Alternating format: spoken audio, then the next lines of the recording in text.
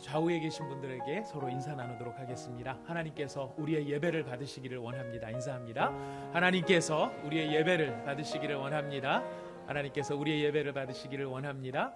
한 번 더 인사하겠습니다. 하나님께서 당신에게 복을 주시기를 원합니다. 하나님께서 당신에게 복을 주시기를 원합니다. 당신에게 복을 주시기를 원합니다. 참 복을, 참된 복을 주시기를 원하겠습니다. 이제 이 시간 우리에게 주신 하나님의 말씀을 봉독하도록 하겠습니다. 말씀은 사도행전 4장 23절부터 31절까지의 말씀입니다. 우리 지난 주일 본문과 같은 본문입니다. 사도행전 4장 23절부터 31절까지의 말씀입니다. 사도행전 4장 23절부터 31절까지의 말씀입니다. 다 찾으셨으면 저와 여러분이 한 절씩 교독하도록 하겠습니다. 저희가 봉독하는 이 말씀은 지금도 살아계신 하나님의 말씀입니다. 사도들이 노임에 그 동료에게 가서 제사장들과 장로들의 말을 다 알리니 그들이 듣고 한 마음으로 하나님께 소리를 높여 이르되 대주제여 천지와 바다와 그 가운데 만물을 지은 이시오 또 주의 종 우리 조상 다윗의 입을 통하여 성령으로 말씀하시기를 어찌하여 열방이 분노하며 족속들이 허사를 경영하였는고 세상의 군왕들이 나서며 관리들이 함께 모여 주와 그의 대적을 그리스도를 대적하도다 하신 이로소이다. 과연 헤롯과 본디오 빌라도는 이방인과 이스라엘 백성과 합세하여 하나님께서 기름 부으신 거룩한 종 예수를 거슬러 하나님의 권능과 뜻대로 이루려고 예정하신 그것을 행하려고 이 성에 모였나이다. 주여 이제도 그들의 위협함을 굽어 보시옵고 또 종들로 하여금 담대히 하나님의 말씀을 전하게 하여 주시오며 손을 내밀어 병을 낫게 하시옵고 표적과 기사가 거룩한 종 예수의 이름으로 이루어지게 하옵소서 하더라. 31절을 같이 읽겠습니다. 빌기를 다함에 모인 곳이 진동하더니 충만하여 담대히 하나님의 말씀을 전하니라. 아멘. 주보에는 이루어지게 하옵소서라는 제목으로 설교의 제목을 붙였는데요. 이루어지게 하옵소서는 다음 주에 해야 될 것 같고요. 이번 주는 손을 내밀어 병을 낫게 하시옵고를 주제로 해서 저희가 말씀을 함께 은혜를 나누도록 하겠습니다. 저희가 지난주에 말씀 아마 기억하시리라고 생각합니다. 나면서부터 안진뱅이 되었던 사람을 고쳤던 그 사건으로 인하여서 베드로와 요한이 옥에 갇히게 되고 또 그 가운데서 하나님의 말씀을 담대히 전하고 또 사내들인 공회가 모여서 베드로와 요한에게 협박을 하죠. 위협을 합니다. 다시는 예수의 이름으로 말하지도 말라. 예수의 이름을 부르지도 말라라고 위협을 하고 돌아왔습니다. 이 사실을 초대교회 성도들, 그 당시에 모였던 성도들에게 베드로와 요한이 돌아와서 이야기를 해줍니다. 관원들이 또 사내들인 공회원들이 다시는 예수님의 이름으로 말하지 말라고 우리를 위협하였다. 그리고 그 위협은 그냥 단순한 위협이 아니라 다음번에는 어떤 일이 벌어질지 우리가 알지 못하는 상황이다 하는 것을 이야기를 해줍니다. 바로 그 이야기를 들었던 교회 성도들이 한결같이 그 이야기를 들었을 때 아이고 이제는 어떡하지? 예수님 얘기 잘못하다가는 전부 다 쇠고랑을 차게 생겼는데 예수님 얘기를 잘못 꺼내면 내가 이 세상 가운데서 참 험한 꼴을 보게 생겼는데 어떡하지? 라고 걱정을 했던 것이 아니라 그들이 다 한마음 한뜻으로 모여서 하나님께 기도하기를 시작하였습니다. 그래서 저희가 지난 시간에 생각해 본 것은 바로 그들의 첫 번째 기도 제목, 그것은 바로 하나님의 말씀을 담대히 전하게 해달라라고 하는 그들의 기도의 제목에 대해서 생각해 보았습니다. 제가 이 말씀을 전하고 난 다음에 이번 한 주 동안에 이 하나님의 말씀을 전한다, 담대히 전한다, 너무너무 중요한 뜻이 있는데 좀 현실적으로 더 확 와닿는 정말 이런 이해가 잘 되는 그런 상황이 없을까를 유심히 생각을 해보았습니다. 밖에서는 위협이 다가오고 마음에는 두려움과 염려가 스며 올라오고 있는 초대교회 성도들이 밖의 위협과 안의 두려움, 안의 염려, 이 상황 속에서 하나님 앞에 첫 번째 구했던 하나님의 말씀을 담대히 전하게 해달라. 제가 지난번에 말씀드릴 때 이게 내가 누구인지를 정확히 알고 그 역할을 잘하게 해달라라는 의미가 있다는 것을 말씀을 드렸습니다. 바로 그 내가 누구이고 어떤 역할을 해야 되는가, 이게 요즘에 아주 적절한 사람들이 있더라고요. 요즘 우리가 격변기의 한국 정치 외교 상황을 지나고 있습니다. 과연 앞으로 우리나라가 어떻게 될지 정말 저희 이 모든 상황대로 평화의 길로 잘 갈 수 있으면 참 좋을 텐데 진정 평화의 길로 갈 수 있을지 어떤 길이 열릴지 우리는 사실 참 잘 알지 못해서 더 기도를 열심히 해야 되는 상황이긴 한데요. 아무튼 이 상황을 놓고 이 상황을 가만히 여러분 보시다가 보면은 이 상황 가운데 굉장히 중요한 역할들을 하고 있는 사람들이 있다는 것을 발견할 수 있습니다. 이런 정치 외교적인 상황에서 굉장히 중요한 역할을 하는 사람들이 있는데 그 사람들이 누구냐면 바로 특사들입니다. 그렇죠. 특사 얘기를 많이 들으셨을 겁니다. 여러분, 특사란 누구의 말을 전달하기 위해 가는 사람입니까? 안 해보셔서 잘 모르시죠. 예.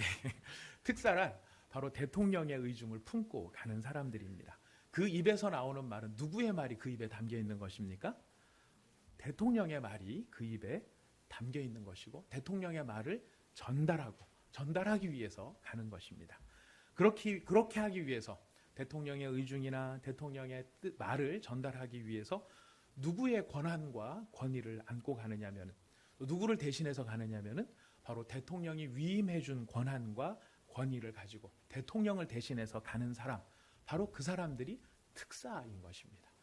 그래서 이 특사들이 다른 나라의 정상을 만나기도 하고 미국의 정상, 일본의 정상, 중국의 정상을 만날 때 그냥 개인으로서 한 사람이 가서 자기 생각을 이야기하는 것이 아니라 대통령의 권한과 권위를 위임받아서 대통령의 말을 전하기 위해서 간다는 것입니다. 우리가 하나님의 말씀을 전한다라고 하는 것은 바로 이 시대에 우리가 하나님의 특사들이다라고 하는 것을 안다는 것, 바로 그 역할을 한다는 것을 의미하는 것입니다.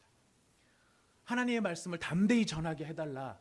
이 말은 하나님께서 내 입에 두신 말씀, 내 마음에 새겨주신 하나님의 의중을 내 상황이 어렵든지 우호적이든지 저 사람들이 음흉한 생각을 하고 있든지 어떻든지 간에 상관없이 내가 해야 돼. 내가 특사라는 정체성을 분명히 알고 이 뜻을 정확하게 전달하는 바로 그 사명을 잘 감당하게 해달라는 것, 바로 그것이 무엇입니까? 하나님의 말씀을 담대히 전하게 해달라는 말 속에 들어가 있는 것입니다. 그러니까 우리는 지금 다 이 세상 가운데 나갈 때는 누구의 특사로 나가는 것입니까?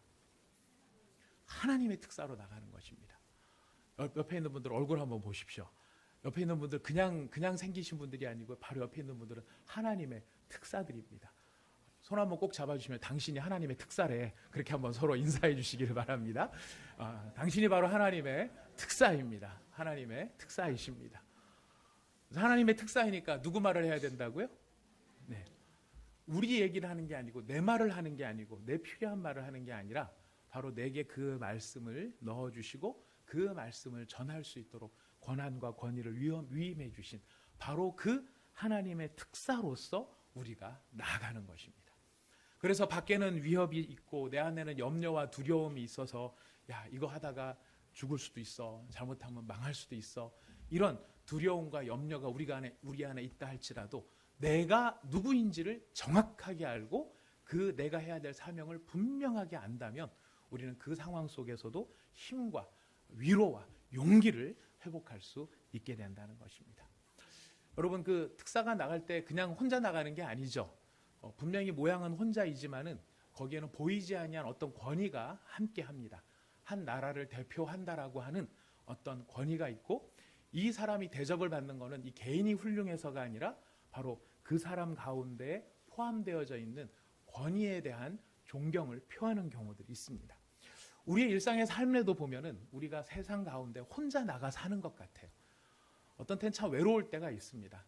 다 말로 표현할 수도 없고 아무리 가까운 사람, 아무리 절친한 사람이라 그래도 다 표현할 수 없는, 그래서 살다가 보면 점점 인생이 참 외로운 것이구나, 홀로 있는 것이구나 이런 생각이 듭니다만은 내가 하나님의 특사이구나 하는 사실을 깨닫게 될 때 우리는 우리가 내가 누구인지를 확 깨닫는 그 믿음으로 인하여서 새롭게 발견할 수 있는 게 있습니다. 그것이 무엇이냐면 우리가 혼자가 아니라는 것, 우리가 홀로가 아니라는 것을 깨닫게 됩니다.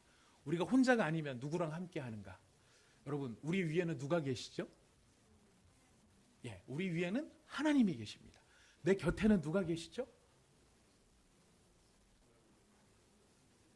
안 보이시죠? 잘. 전 보입니다. 여러분 옆에도 계시고 제 옆에도 제 옆에 누가 계십니까? 예수님이 계십니다. 제 안에는 누가 계십니까?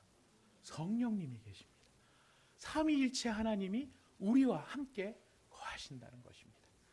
내 위에는 성부가 계시고 내 곁에는 성자가 계시고 내 안에는 성령이 계셔서 우리로 하여금 어떤 일을 수행하게 하신다고요?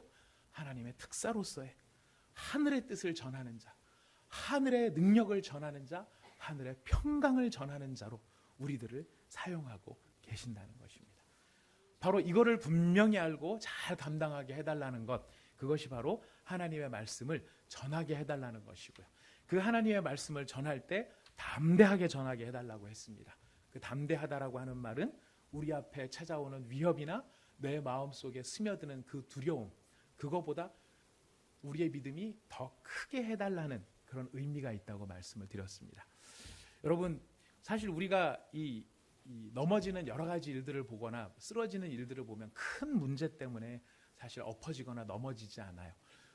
우리가 쓰러지는 것은 사실은 우리의 믿음의 사이즈보다 조금만 더 큰 어려움이 우리를 찾아오면 우리는 단박 쓰러집니다.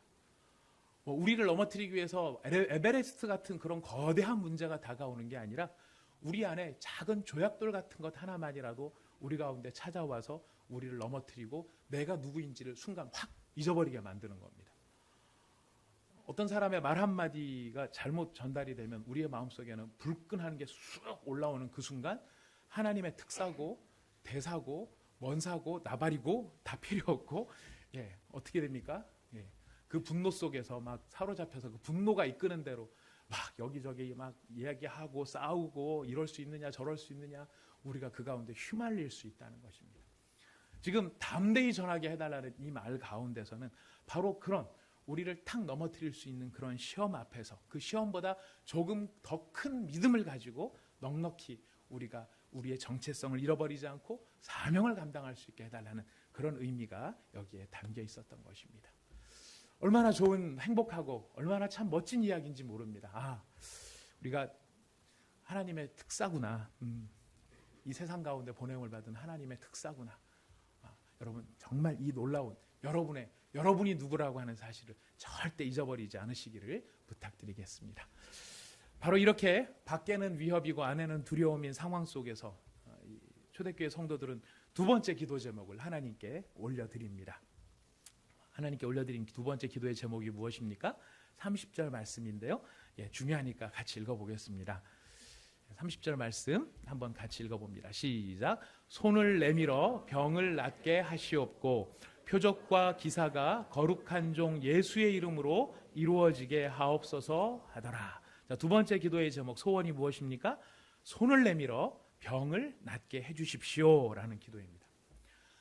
아니 밖에는 위협이고 안에는 두려움이고 염려고 안팎으로 내가 힘든데 이 상황 속에서 지금 사도들이 또 성도들이 고백하는 간구하는 하나님을 향한 간구의 제목이 무엇입니까? 손을 내밀어 병을 낫게 해달라. 왜 손을 내밀어 병을 낫게 해달라는 기도를 하고 있을까요? 훨씬 더 중요한 기도의 제목이나 현실적인 기도의 제목들이 꼭 있었을 텐데 왜 하고 한 많은 이야기들을 내버려 두고 왜 손을 내밀어 병을 낫게 해달라는 것일까? 여러분 그 드라마나 영화 같은 데 보면은 이게 좌절에 빠진 주인공의 외마디 외침 이런 게 나올 때가 있습니다. 좌절에 탁 빠져가지고 쓰러지고 안 될 것 같은 이런 상황에 그 주인공이 확 이러면서 벌떡 일어나죠. 반드시 내 손으로 말이 새고 있습니다. 내 손으로 이루고야 말겠어. 이런 것들 있지 않습니까? 반드시 내 두 손으로 내가 이루고야 말겠어. 내 두 손으로 이루고야 말겠어. 이건 굉장히 내 삶의 목표와 방향이 여기 있다는 것을 의미하는 것이고 내가 이 어려움과 모진 상황과 이 자존심 짓밟히는 상황이 있더라도 이 난관이 있더라도 반드시 내가 이루고야 말겠는 바로 그걸 표현할 때 어떻게 표현합니까? 내 손으로 이루고야 말겠다라고 이야기를 합니다. 지금 초대교회 성도들한테도 반드시 이루어야 될 어떤 가장 중요한 직무와 책임과 사명이 있었는데 내 손으로 이루고야 말겠다. 주님 내 손으로 우리의 손으로 반드시 이루어야 될 이 너무나 중차대한 사명이 있습니다. 지금 그 얘기를 하고 있는 거거든요. 근데 그게 무엇입니까? 병을 낫게 해달라는 거예요. 이걸 보면 초대교회도 상당히 이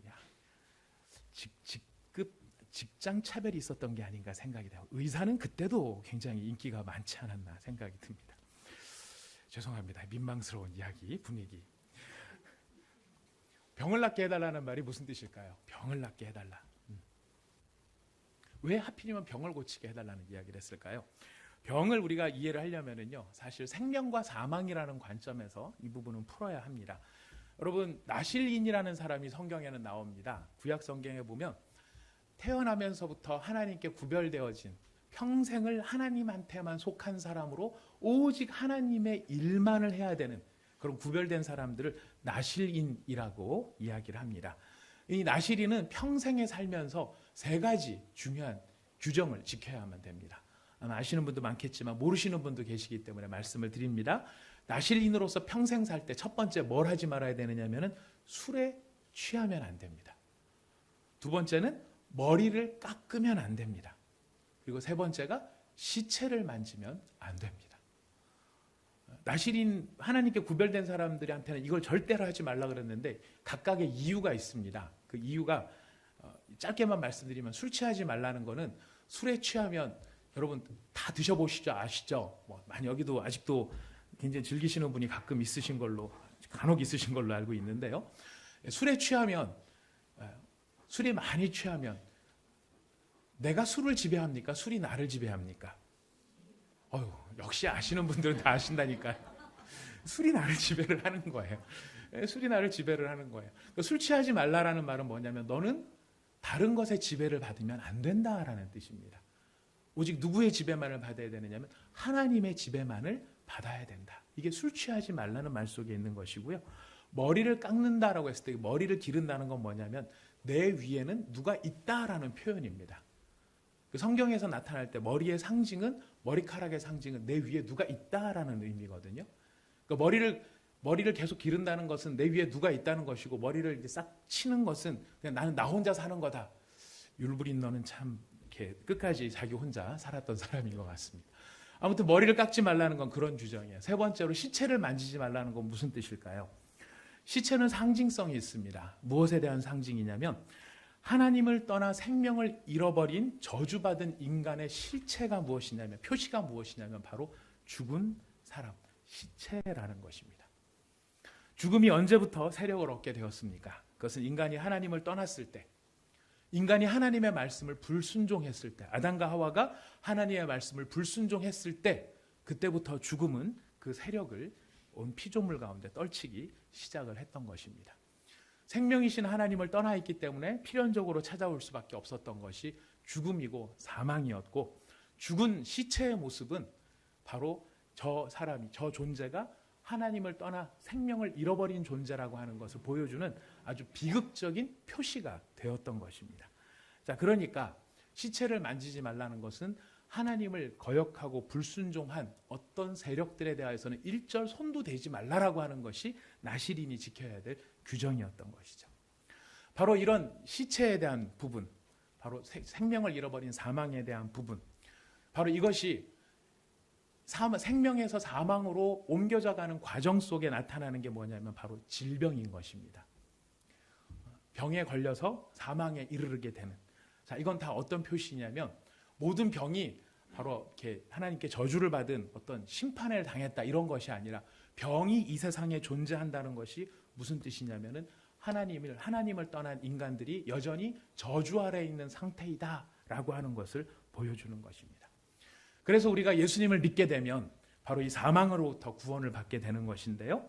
이 사망으로부터 구원을 받게 되어질 때에, 즉 생명 대신 하나님과 우리가 하나가 되어지고 하나님이 가지고 계시는 생명력이 예수님을 믿는 믿음을 통하여 우리 안에서 생명 현상으로서 나타나게 되고 생명의 역사로서 나타나게 됩니다. 그래서 우리 안에는 새로운 생명이 시작이 되는데요. 바로 그 새로운 생명이 시작되었다는 것의 표시가 무엇이냐면 바로 병이 고침을 받는 것으로 나타나는 것이에요. 인간의 병인 다양한 병들이 있습니다. 육체의 병만 병이 아닙니다. 마음의 병이 있고요. 영혼의 병이 있고 관계가 병든 사람들도 있습니다. 바로 이런 종합적인 병들이 다 고침을 받게 해달라는 것입니다. 그래서 우리가 예수를 믿게 되면 그 생명 현상이 우리 가운데서 막 나타나죠.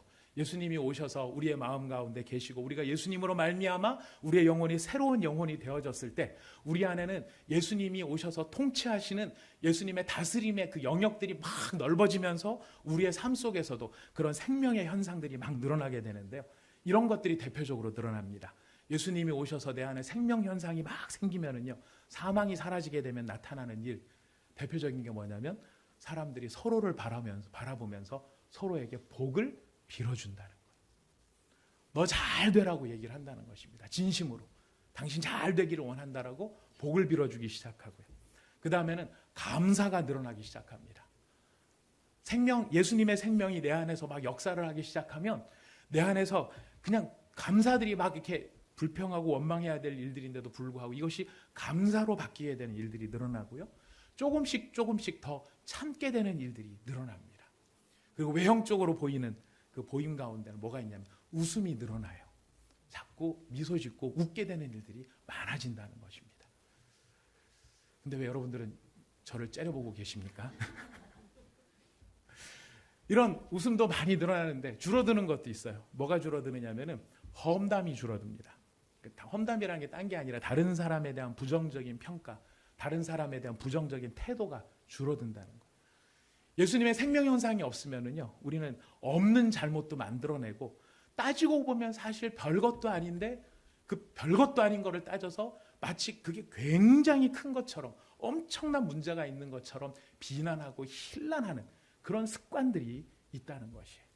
그런데 예수님의 생명 현상이 우리 가운데 들어와서 예수님이 우리를 다스리게 되면 큰 잘못들도 이해해 주려고 하고 덮어주려고 하고 그것을 이해시켜 주려고 하고 다른 사람한테 그것을 전달하기보다는 다른 사람들한테 말하지 않으려고 하는 그런 현상이 우리 가운데 나타난다는 것이. 이건 바로 예수님의 영이 우리 가운데 임하셨기 때문에 예수님을 닮아가는 일이 되는 것이죠. 그래서 생각을 해봤습니다. 예수님을 닮아간다고 예수님이 제자들을 대할 때 어떻게 대하셨을까? 혹시 이러셨을까요, 예수님이? 요한 좀 잠깐 일로 좀 와봐봐. 오늘 좀 시간이 있지? 내 옆에 좀 앉아봐봐. 너 요한, 너 좀 네가 생각할 때는 어떠냐? 베드로 걔 어떻다고 생각하니? 걔 너무 말만 좀 앞서는 것 같다고 생각되지 않냐? 한두 번도 아니고. 지난번에도 그렇게 물 위를 걷겠다고 큰 소리 뻥 치더니 내가 그때 안 건져줬으면 걔 어떡할 뻔했냐? 너도 알지? 이게 참 베드로 참 딱해. 내가 너 잘 되라고 하는 말이니까 절대 너 베드로처럼 하면 안 돼. 내가 너 특별히 아껴서 하는 말이야. 요한, 알겠지? 예수님이 그러셨을 것 같습니까? 예수님이 따로 불러다가 줄 좀 서봐봐. 줄 좀 서봐봐. 오늘 아침에 암송하네. 이쪽 쓰고 오늘 암송 못하네. 저쪽으로 서봐. 이것들이 빠져가지고 이렇게 예수님께서 하셨겠습니까? 제자들은 그랬을 수 있을 것 같습니다. 주님, 어떻게 베드로를 수제자로 삼으셨어요? 베드로 지금 뭐 나이만 많고 뭐 그랬지 뭐 하나 덕이 되는 것도 없고 아무것도 없는데 꼭 베드로 아니면 사람이 없나? 저희가 나머지 11명도 있는데 이러면서 베드로에 대한 이야기를 하셨을 때, 베드로에 대한 이야기를 예수님에게 일렀을 때, 만약 일렀다고 한다면 예수님은 뭐라고 대답하셨을까요? 오, 너 보는 눈이 있구나. 뭐 이렇게 얘기하시면서 같이 맞장구를 치셨을까요? 그래, 베드로 큰일이야. 큰일 어떡하려나 몰라. 그러지 않으셨을 거라고 저는 생각합니다. 예수님 같으면 어떻게 하셨을까요? 여러분이 마음속에 갖고 있는 그 대답이 우리 안에 예수의 영이 오셨을 때 그 예수의 생명 현상으로 말미암아 우리가 만들어낼 수 있는 바로 그런 풍요로움, 관계의 풍요로움, 그것이 예수님의 생명 현상이라는 것입니다. 그렇기 때문에 바로 손을 내밀어 병을 낫게 하옵소서라고 하는 이 말 가운데는 어떤 의미가 포함이 되는 것일까요? 예수님의 생명이 내 안에서 풍성히 역사하심으로 말미암아 밖에는 위협이요 내 마음에는 두려움과 염려가 가득 담겨 있다 할지라도 바로 사람을 살려내고 사람을 온전케 하고 관계를 풍성하게 하는 바로 그 예수님의 일들이 우리의 손을 통하여서 많이 일어날 수 있게 되기를 소망합니다. 그런 실제적인 능력이 내 속에 있기를 원합니다. 이런 간구가 이스라엘 이 초대교회 성도들의 마음에 있었다는 것입니다. 이것을 적용적으로 보면은 이렇습니다. 첫 번째 적용은 그렇습니다. 첫 번째 이해로 말미암은 적용은 이렇습니다. 손을 내밀어 낫게 하여 주옵시고, 이건 손을 내밀어 다르게 표현하면 이 반대말이 이거예요. 손을 내밀어 손을 내밀어 낫게 하옵소서의 반대는 손을 내밀어 병들게 하옵소서예요. 손을 내밀어 병들게 하는 사람이 있을 수 있다는 거예요. 그렇죠? 어떤 사람만 가면 거기가 하여튼 뭔가 수근닥수근닥거리고 뭐가 되고 해가지고 거기 하여튼 염증이 생기고 갈등이 생기고 괴로움이 생기고 파당을 짓고 비난과 정죄가 난무하고 손을 대기만 하면 그래서 그 관계가 죽고 그 안에서 사람들이 죽어나가는 일들이 있을 수 있어요. 근데 지금 사도들의 고백은 무엇입니까? 손을 내밀어 고치는 자가 되게 하옵소서. 병들게 하는 자가 아니라 고치는 자가 되게 하옵소서. 저는 저희 장모님을 보면 이 대목이 확 이미지가 떠오릅니다. 저나 저희 집사람은 화분을 이렇게 선물을 받아도요, 한 달을 못 가요. 잘 키운다고 잘 키우는데 물 주면 뿌리 썩고요, 뿌리 썩으면 잎 마르고요. 근데 그 죽어가는 화분이 저희 장모님 손에만 들어가면 살아나요. 희한해요. 제가 그걸 보면서 느끼는 게, 손을 대서 병을 낫게 하옵소서. 사람도 그렇다는 거예요. 어떤 사람 손에만 들어가면 죽는데 그 죽어가는 사람이 어떤 사람 손에 들어가면 살아나는 거예요. 여러분, 우리는 죽이는 자로 부름받았습니까? 살리는 자로 부름받았습니까? 살리는 자가 되게 하옵소서. 손을 내밀어 고치는 자가 되게 하옵소서. 여러분, 그런 하나님의 성도들이 되시기를 바라겠습니다. 두 번째로 손을 내밀어 낫게 하옵소서. 이거는 우리에게 어떤 구체적인 적용을 요구를 하느냐면, 나를 넘어서 남을 더 중요하게 여길 줄 아는 사람이 되게 해주십시오 라는 말이 있습니다. 남을 낫게 하려면, 남을 고치려면, 남을 잘 고쳐주려면 우리 자신이 낮아져야 되고 우리 자신을 초월하는 그런 면들이 필요하다는 것이에요. 그래서 우리가 이런 부분들을 실제적으로 삶 속에서 적용을 하기 위해서는 나를 주어로 하던 표현들을 상대편을 주어로 하는 표현으로 바꿔보시면 굉장히 도움이 될 수 있습니다. 예를 들면 이런 겁니다. 내가 저 사람한테 돈을 줬어. 굉장히 어려운 형편을 듣고 내가 저 사람 너무 어려운 것 같아. 제가 돈을 좀 줬어요. 내가 돈을 줬어요. 이 표현을 바꾸는 겁니다. 저 사람 자녀가 학원을 가게 됐어. 저 사람을 주어로 표현해서 저 사람 이야기만 해주는 것입니다. 내가 기도해서 고쳤어. 이게 아니고 저 사람이 고침을 받았어. 내가 전도를 했어. 이게 아니고 저 사람이 구원을 받게 됐어. 내가 중매를 기똥차게 섰거든. 그게 아니고 저 사람이 행복한 가정을 이루게 됐어. 주어를 나에서 저 사람이나 당신이나 그 사람으로 바꾸게 된다고 한다 그러면 우리는 나보다 남을 더 낮게 여기는 우리들의 삶의 자리를, 그런 훈련들을 하게 될 수 있다는 것입니다. 바로 이렇게 저 사람을 주어로 해서 저 사람이 잘 되기를 바라는 마음이 생길 때, 여러분, 우리 안에서는 어떤 거룩한 소망이 생기느냐면, 하나님, 저한테 좀 은사가 많았으면 좋겠어요. 성령님으로 말미암은 거룩한 은사가 좀 많이 있으면 좋겠어요. 내 자랑이 아니라 이 사람을 보니까 너무 딱한데 이 사람을 내가 어떻게 할 수가 없고 도와줄 수가 없는데 누가 도울 수 있냐면 성령님이 내한테 은사를 주시면 저 사람을 도울 수가 있게 되거든요. 우리는 많은 경우에 나 자신의 영성을 위해서 하나님의 은사를 구할 때가 많아요. 방언하게 해주세요. 통변하게 해주세요. 병 고치게 해주세요. 누가 소용이 있다는 걸 느끼고 싶어서 그렇습니까? 내가 소용이 있다는 걸 좀 막 느끼고 싶은 거예요. 근데 상대편에 대한 그 안타까운 마음이 동하기 시작을 하면은요, 내가 어떻게 훌륭한 사람인가 하는 것을 증명하기 위해서가 아니라 저 사람의 부족함을 채우고 싶은데 나는 채울 수가 없으니까 성령님의 거룩한 은사가 내게 임하셔서 저 사람을 세우고 저 사람을 온전케 하는 일 가운데 그런 일들이 나타났으면 좋겠다, 이런 바람이 우리의 마음속에 동기부여가 된다는 것입니다. 병 고치는 은사가 있기를 원하는 것은 내가 얼마나 영빨이 센 줄 알아? 하나님이 나한테 병 고치는 은사를 주셨어. 이게 아니고 저 사람이 너무 불쌍한 거예요. 정말 저 사람이 온전하게 됐으면 좋겠는 거예요. 저 사람이 건강한 모습으로 살았으면 좋겠는 거예요. 주님, 병 고치는 은사가 저에게 있다면 저 사람을 너무 잘 도울 수 있을 텐데. 하나님, 상담의 은사가 필요합니다. 저 사람 보니까 저 갈등 관계에서 요것만 잘 풀리면 될 것 같은데 제가 인간적인 말로 어설프게 끼어들었다가는 일만 더 그르치고 사람들만 더 염증을 만들게 생길 수 있는데 성령께서 지혜로운 말하는 구변의 은사, 말의 은사를 저에게 주신다면 저 두 사람 사이를 평화롭게 만들 수가 있을 것 같습니다. 라고 ARS 정답 1번으로 지금 우리에게 알려주고 있는 것입니다. 얼마나 거룩한 은사를 우리가 사모할 수 있게 되는 것입니까? 이게 무엇으로부터 비롯된다고요? 거룩한 은사를 사모하는 것조차도 다른 사람을 더 중요하게 생각하게 될 때 우리는 그 은사를 사모하는 마음이 생긴다는 것입니다. 세 번째로 우리가 손을 내밀어 남을 낫게 하기 위한 구체적인 삶의 적용으로서는 견뎌낼 수 있는 자가 되게 하옵소서, 견딜 수 있게 하옵소서 하는 바람이 거기에 있다는 것입니다. 뭘 건드는 것일까요?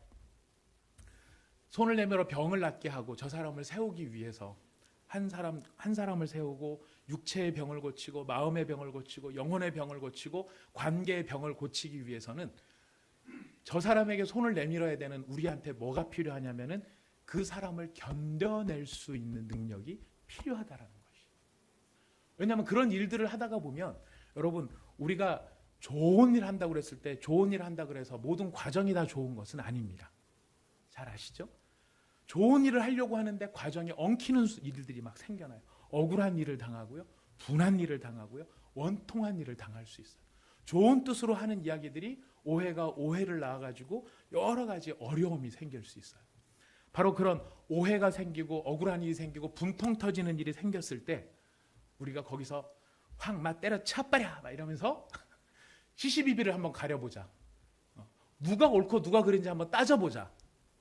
이 일에 대해서 누가 책임이 있고 당신이 뭘 오해를 하고 있고 한번 따져보자. 이렇게 나가고 싶은 마음이 이만큼 올라올 때가 있어요. 자, 그럴 때 그런 우리가 그렇게 해버리면 어떤 일이 생길까요? 시시비비는 따져져서 누가 옳고 누가 그르는지는 따져지지만 병은 낫습니까? 안 낫습니까? 사실 안 나을 때가 훨씬 많더라는 거예요. 그래서 제가 우리 교회 어떤 성도님의 이 개인적인 고백을 들으면서 제가 너무너무 도전을 받고 은혜를 받았는데요. 어떤 성도님께서 어떤 상황인지를 제가 이제 목회자로 상담을 하다가 이제 들었어요. 어떤 성도님과의 갈등이 생겼는데 제가 보니까 이 말씀을 하시는 이분이 좀 더 억울한 상황인 거예요. 그래서 집사님 한번 그런 부분들은 그냥 확 풀고 싶지 않으세요? 그랬더니 목사님 그냥 제가 사과했어요 그러는 거예요. 제가 봤을 때는 그분이 잘못한 게 좀 적은 것 같은데 그분이 먼저 사과를 하셨다는 겁니다. 어떻게 집사님 먼저 사과를 하셨어요? 그랬더니 사실 억울한 면도 있고 분통도 터지고 화도 나지만 그래도 목사님 저는 그 사람과의 관계가 제 화 푸는 것보다 더 소중한 사람이에요. 저 사람하고 나하고의 관계가 내 억울한 문제를 확 풀어서 속이 시원해지는 것보다 훨씬 더 중요합니다. 그렇게 느껴졌어요, 목사님. 제가 똑똑하고 옳은 거는 나타낼 수 있겠고 제 분노는 풀 수 있겠지만 그러면 저희 관계가 깨질 것 같아요. 근데 목사님 저는 그 관계가 깨지는 건 원하지 않아요. 이런 말씀을 들었습니다. 제가 그걸 보면서 느낀 게 분통이 터져 올라오는 일, 바로 그것을 견디는 것이 어떤 일이라고요? 손을 내밀어 병을 낫게 하는 바로 그 일의 실제적인 모습이 될 수 있더라는 것입니다. 바로 이런 사람, 지금 초대교회 성도들이 바라는 것은 자신들이 어떤 사람이 되기를 바라는가? 대외적으로는 하나님의 특사이지만 그 특사로서 자기가 삶 속에서 이뤄내기를 바라는 것은 바로 다른 사람의 병을 낫게 해주는 사람, 다른 사람의 아픔을 고쳐주는 사람, 다른 사람을 세우는 사람, 생명의 역사가 나타나는 그런 사람으로 자신이 살아가기를 원하고 있다는 것입니다. 여러분 성경을 한 구절 찾아볼까요? 고린도전서 16장에 있는 말씀입니다. 고린도전서 16장 17절 18절 말씀입니다.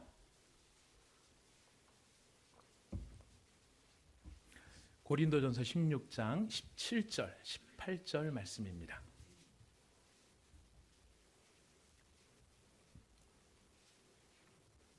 고린도 16장 17절 18절 같이 읽어봅니다. 시작. 내가 스데바나와 브드나도와 아가이고가 온 것을 기뻐하노니 그들이 너희의 부족한 것을 채웠음이라.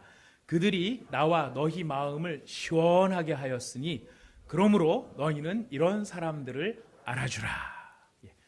여기 이름 모르시는 분들이죠. 스데반하고 비슷한 약간 야매 스데반, 스데바나. 그 다음에 더 어려운 거는 브드나도, 이런 참 이름도 힘들어요. 아가이고, 이런 사람들. 이름도 모르는 사람들인데 지금 사도 바울은 뭐라고 얘기합니까? 이런 사람들을 알아주라는 거예요. 왜 이런 사람들을 알아주라고 할까요? 이유가 한 가지입니다. 그들이 나와 너희 마음을 어떻게 했기 때문에? 시원하게 했기 때문에. 시원하다는 말이 히브리 헬라어의 원문의 의미는 뭐냐면은 쉼을 주다, 안식을 주다, 상쾌하게 하다, 이런 뜻이에요. 쉼을 주다, 안식을 주다, 상쾌하게 하다. 저 사람들이 너희와 우리의 마음의 병을 치료하고 우리를 낫게 하고 우리를 건강하게 만들었다는 거예요. 그래서 이걸 영어 성경에는 뭐라고 번역이 되어 있냐면 이 말이 리프레시라고 하는 말로 되어 있습니다. 그들이 우리와 너희를 리프레시하게 했다. 병을 낫게 한다라는 말의 의미가 무슨 뜻이냐면 바로 리프레시를 시킨다는 것입니다. 새롭게 한다는 것입니다. 그 새롭게 하는, 건강하게 만드는 일을 통해 지금 바울조차도 위로를 받았다라고 이야기를 하는 것입니다. 여러분, 우리가 하나님의 특사로서의 사명을 가지고 있지만 손을 내밀어 병을 낫게 하는 그 일로 말미암아 우리가 서로에게 어떻게 만들어줄 수 있는 사람이 되는 것입니까? 시원하게 해주는 사람, 시원하게 해주는 사람, 힘을 얻게 해주는 사람, 일어나게 해주는 사람, 살려주는 사람으로 살 수 있다는 것입니다. 여러분, 이게 남의 이야기가 아니고요, 제가 우리 교회 성도님의 이야기를 제가 하나 읽어드리도록 하겠습니다. 형제를 시원하게 하는 사람의 모습입니다. 여러분, 사실 이 뒷부분에 이제 결론 부분에 또 말씀을 드릴 거지만 사실 우리가 베드로처럼 어디 큰 3,000명, 5,000명 모아놓고 신앙 고백을 하거나 거기서 우리의 설교를 할 수 있는 기회가 저나 여러분이나 일평생 살아가면서 있을지 없을지는 잘 모릅니다. 여러분, 그럴 때 신앙 고백을 하는 게 아니고요, 실제로 이런 형제를 시원하게 하고 마음을 시원하게 하고 하나님의 특사로 살아가는 것은 일상의 삶 속에서 예수의 이름을 힘입어 주의 성령의 능력으로 우리가 이 일을 해나가는 것이거든요.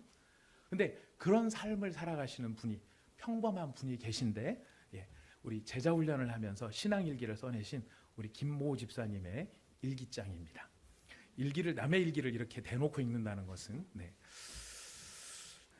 목사만의 행복입니다. 3월 8일 목요일 제자훈련이 있는 날 아침 비움. 일어나니 6시 45분, 좀 늦었다. 경건의 시간을 가지기엔 늦잠을 자버렸다. 밥은 있고 무채 나물이나 만들어 대충 설거지를 하고 처에게 물어본다. 일어나 냉이나물 무칠래? 아니 내가 할까? 웬일인지 요리를 하겠단다. 여러분, 재미가 없으신가 봐요. 상황들이 누군지 여러분 한번 맞춰보시기 바랍니다. 그렇게 아침 식사를 하고 딸 출근시켜 주려고 주차장에 내려오니 앞에 차가 2대나 있다. 바로 앞차가 연락이 안 된다. 전화를 안 받는다. 도대체 누구 차지? 202호, 202호 문 두드려 물어가는데 402호에서 내려온다. 작은 차도 자기네 거란다. 이런 젠 삐리리. 왜 전화는 안 받는 거요? 아침 시간이 얼마나 잘 가는데 비도 오고. 딸이 내려오더니 아빠 화내지 마세요. 맞아, 화내지 말자. 함께 해주신 은혜를 감사합니다. 딸 때문에 다시 동기부여를 받으신 겁니다. 그렇게 8시 25분까지 딸 출근시켜주고 아들 집에 가서 큰손자 데리러 갔다. 비도 오고 준비물도 있고 해서 데려다 줘야 할 것 같아서 큰손자 학교 데려다 주고 빨래한 거 세탁소 건조기에 넣고 다시 아들 집에 갔다. 며느리 작은 손자 데리고 작은 집 어린이집 갈 때 불편할 것 같아서 작은 손자가 어린이집 선생님께 재롱도 잘 부리고 재미있어 한다고 잘 적응해 간다고 며느리가 이야기를 한다. 잘 적응할까 걱정했는데 정말 감사하다. 하나님의 은혜이다. 다시 집에 와서 화장실에서 손 씻으려고 물을 틀었는데 물벼락을 맞았다. 장모님이 쓰시고 또 원위치로 해두지 않았. 이런 삐리리. 그랬더니 아내 집사님 장모님에게 쓰고 원위치 해놓으세요 란다. 장모님 말 웃자고 웃자긴 뭐 다시 옷 갈아입고 노인인데 화내면 뭐 하겠노. 또 화내지 않는 내 마음의 감사, 하나님께 감사. 빨래 찾아주고 사무실에 출근하니 9시 35분 매일 성경 읽고 기도하고 10시 30분쯤 집에 전화하니 목요 중보기도회에 가야 한다고 9호선 역까지 데려다 달라고 해서 집에 가서 태워서 시간이 다 되었으니 교회까지 데려다 주겠다고. 강남역 근처가 막힐 것 같아 봉은사 앞길로 신논현역으로 가는데 해필 그 길이 막히네. 아내 집사 왈, 이 길 막힌다고 했잖아. 왕짜증. 겨우 신논현역에서 유턴하는데 들어가려고? 그런다. 그럼 여기 내릴까? 그러니 왜 사람이 말이 그렇게 꼬였어? 라고 한다. 교회 앞에 거의 왔는데 전철역까지만 데려달랬는데 왜 기름 써가며 교회까지 오느냐고. 이런 참아야 한다. 쌕쌕버거 돌아 집으로 가는데 가슴이 쌕쌕거려서 참는 은사를 주시옵소서. 조금 지나니 가슴이 조금 가라앉는다. 역시 제자훈련 시작하고 참는 은사를 받은 것 같다. 하나님 감사합니다.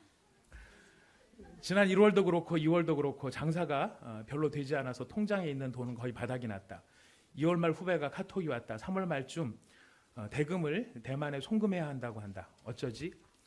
400만 원은 있어야 하는데 통장에 90만 원 뿐이다. 금, 토, 일 사이에 매출이 생기겠지?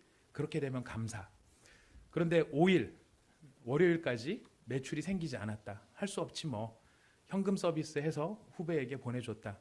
이러면 안 되는데 그렇게 보내고 나서 5일 월요일 오후와 6일 화요일 사이에 갑자기 이전에 오던 손님이 와서 수리를 맡기러 왔다가 드라이버랑 아이언이랑 웨지까지 다 드러납니다. 누군지. 200만 원가량을 현금으로 맞추고 또 차 프로란 사람이 와서 150만 원 정도의 물품을 주문하는 것이 아닌가. 아, 역시 내 필요하심을 알고 채워주시는구나. 감사합니다. 아멘. 작년도 그랬지만 제자훈련 이후로는 특히 별 걱정을 하지 않는다. 최선을 다한 후에 기도하고 감사하면 꼭 어떤 형태로든 주셨으니까. 앞으로 늘 감사하며 기도하며 주위를 돌아보며 너그럽게 살아가도록 노력하겠다. 꼭 그렇게 되어지길 간절히 기도한다. 아멘. 하나님께 감사를 드립니다. 기도한다는 것은 참 신비한 일인 것 같습니다. 남들이 보면 입으로 무슨 말만 중얼중얼 거리는 것 같은데 말 중얼중얼 거린다고 세상에 해결되는 일이 뭐가 있겠습니까? 그러나 성령께서 함께 하시는 사람의 웅얼거림은 단순한 웅얼거림이 아니죠. 눈에 보이지 않지만 우리 위에 누가 계세요? 성부 하나님이 계시고 우리 옆에 누가 계세요? 성자 예수님이 계시고 우리 안에 누가 계십니까? 성령께서 우리 안에 계십니다. 바로 삼위일체 하나님과 동행하는 우리들이 삶 속에서 살아갈 수 있는 가장 아름다운 능력, 손을 내밀어 병을 낫게 하옵소서. 아프게 하는 사람이 아니고 망하게 하는 사람이 아니고 괴롭게 하는 사람이 아니고 고쳐주는 사람. 누구의 영이 있는 사람이 할 수 있는 것입니까? 예수의 영. 여러분이 예수의 영이 있는 하나님의 특사로 사시기를 부탁드리겠습니다. 김 집사님 감사합니다. 우리 같이 함께 하나님께 기도하도록 하겠습니다. 우리 시간에 함께 기도할 때 오늘 말씀을 생각하면서 이렇게 기도하도록 하겠습니다. 하나님, 우리의 초대교회 사람들처럼 밖에는 위협이고 내 안에는 두려움과 염려가 스며들 때가 있습니다. 내 안에 예수의 영이 계시지만 우리가 그 예수님을 바라보지 못하고 염려와 두려움, 위협에 눈을 빼앗겨서 우리의 마음은 요동을 치고 우리의 마음은 정말 괴로움 속에서 어찌할 바를 모르고 떨고 있는 그런 모습이 우리 가운데 많이 있습니다. 우리가 하나님의 특사라는 사실도 잊어버리고 우리가 손을 내밀어 남을 낫게 하기 위하여 부름을 받았는데도 우리는 손을 내밀어 오히려 다른 사람과 더 아프게 만들거나 망치게 만드는 경우들은 없는지를 생각하게 됩니다. 그러나 주님, 오늘 이 시간에 말씀을 통하여 우리에게 찾아오셨습니다. 너는 혼자가 아니다. 너의 위에는 성부가 계시고 너의 곁에는 성자가 계시고 너의 안에는 성령이 계시는 너는 하나님의 사람이다. 네가 하나님의 특사임을 잊지 말아라. 기억해라. 하나님의 말씀을 너는 전하면 된다. 그리고 바로 너의 손을 내밀어 너의 옆에 있는 사람들을, 너의 가까이 있는 사람들을 고치는 사람, 낫게 하는 사람, 네 실력이 아니라 너에게 안에 계신 예수의 영으로 너는 그런 일들을 소망하며 사는 사람이 된 것, 그것을 누리기를 원한다. 바로 이런 하나님의 말씀에 우리가 응답할 수 있기를 원합니다. 주님, 우리가 형제의 마음을 시원하게 해주는 사람이 되게 하여 주시옵소서. 쉼을 주는 사람, 안식하게 하는 사람, 상쾌하게 하는 사람으로 살아가게 하여 주시옵소서. 이것이 우리의 기도가 되게 하여 주셔서 내 안에 예수의 생명 현상이 있으면 내 안에 예수의 생명의 역사가 나타나는 그런 사람으로 살아갈 수 있도록 이 시간 제 마음에 찾아와 주시고 저를 다스려 주시옵소서. 우리 같이 기도하도록 하겠습니다.